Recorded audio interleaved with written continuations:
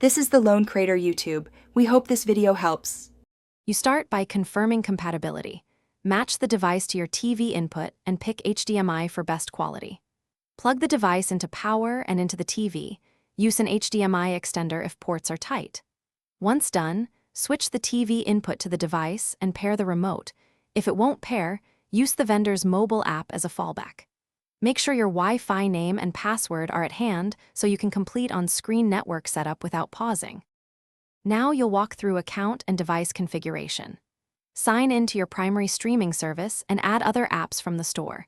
This centralizes your guides and profiles. Configure display resolution, set to 1080p or 4K depending on TV, and choose audio output like TV speakers or an AVR. Once done, enable automatic updates and review privacy options so you control data sharing. Make sure parental controls and finish by optimizing and confirming smooth playback. Stream a 10-15 minute title to verify resolution and buffering. If playback stutters, move the router closer or switch to 5 GHz for less congestion and make sure no other heavy downloads are running.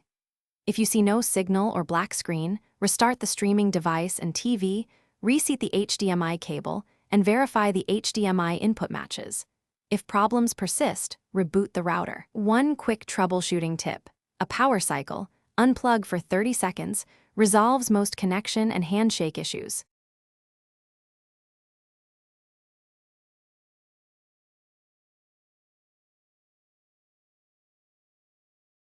Thanks for watching.